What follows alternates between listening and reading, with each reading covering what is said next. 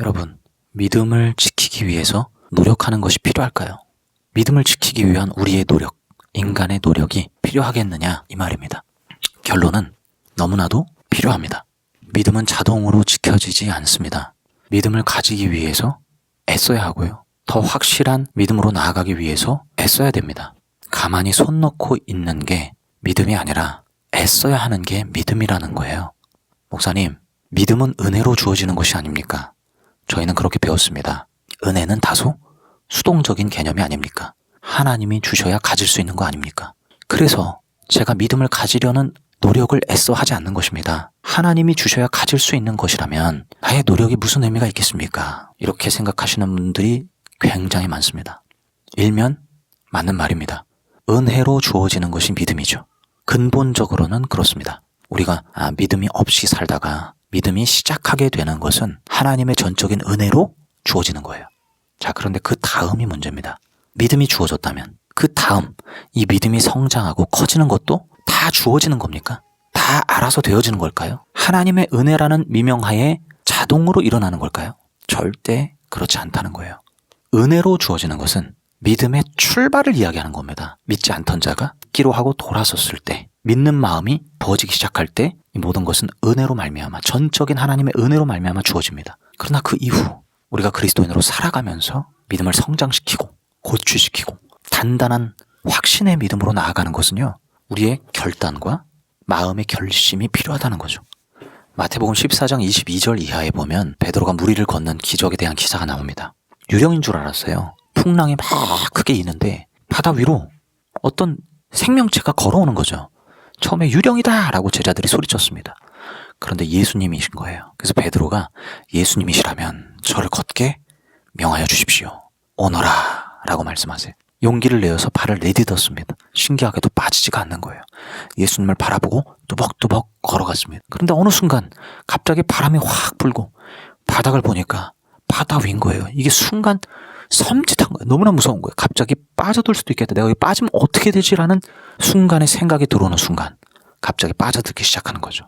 예수님께서 그를 건져주시면서 뭐라고 하십니까? 왜 그리도 믿음이 약하냐? 왜 의심하느냐? 이렇게 말씀하시거든요.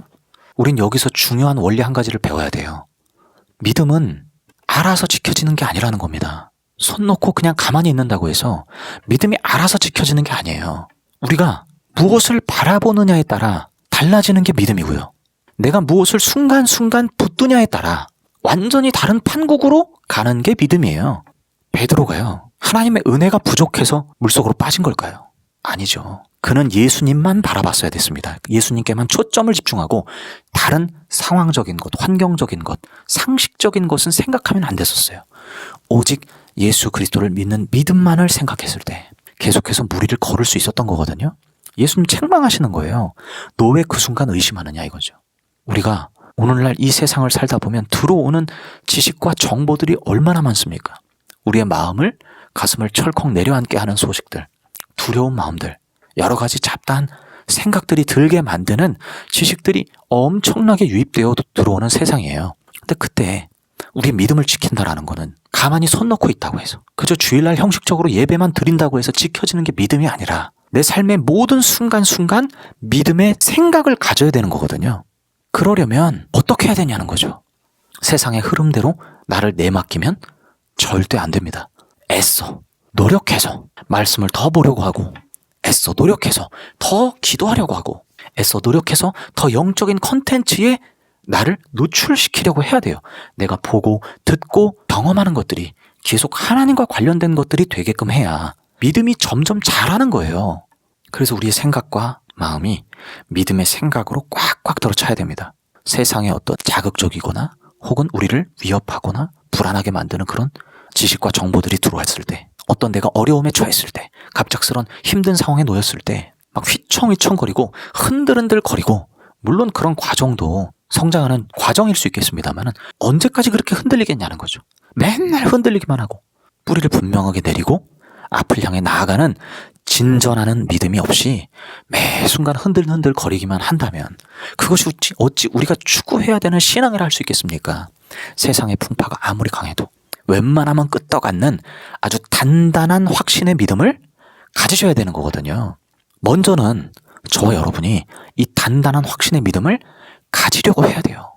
가지려는 마음 자체가 없으면 절대로 그 경지로 갈 수가 없습니다. 아, 단단한 믿음을 내가 가지려고 해야 되는 거구나.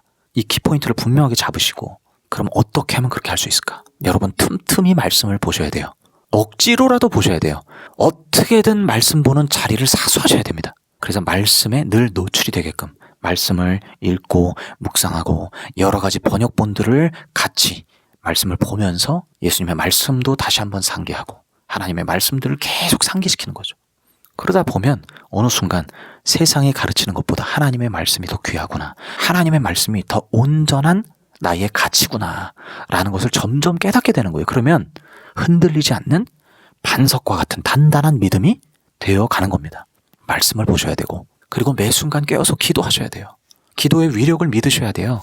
하나님께서 내 기도를 들으신다라고 하는 것을 믿으셔야 돼요. 기도의 위력을 믿지 않으면 기도를 안 합니다. 어떤 상황, 어떤 환경을 만났을 때 기도해야 되겠다라는 생각이 먼저 들어야 되는데 기도로서 삶의 문제를 해결하려고 하지를 않아요. 기도의 능력을 믿으셔야 돼요. 하나님이 나의 기도, 이 신락 같은 이 작은 나의 기도를 들으신다라고 하는 것에 대한 확신이 있으셔야 돼요. 분명한 믿음을 가지고 하나님 앞에 매 순간 기도하는 겁니다. 이렇게 말씀과 기도로 그렇게 살아가다 보면요, 점점 이 믿음의 확신으로 채워지는 거거든요. 근데 세상은요, 계속해서 이 말씀 못 보게 하고 기도 안 하게 하고 계속해서 우리의 중심을 빼앗아 가려고 해요. 이게 사탄 마귀가, 이 세상을 장악한 이 마귀들이 그런 식으로 인간을 끌어갑니다. 그래서 우리는 거기에 끌려가는 것이 아니라 항상 깨어서 말씀과 기도로 하나님과 늘 교제하고 사귀고 주님과 영적 소통을 하면서 하나님 허리춤을 꽉 붙잡고 모든 순간을 걸어가야 돼요. 이게 하나님과의 동행이고 하나님의 임재입니다. 하나님 나라를 사는 것이고요. 그래서 저와 여러분이 믿음은 결코 자동으로 되는 것이 아니구나. 믿음은 내가 지키려고 애써야 하는 거구나.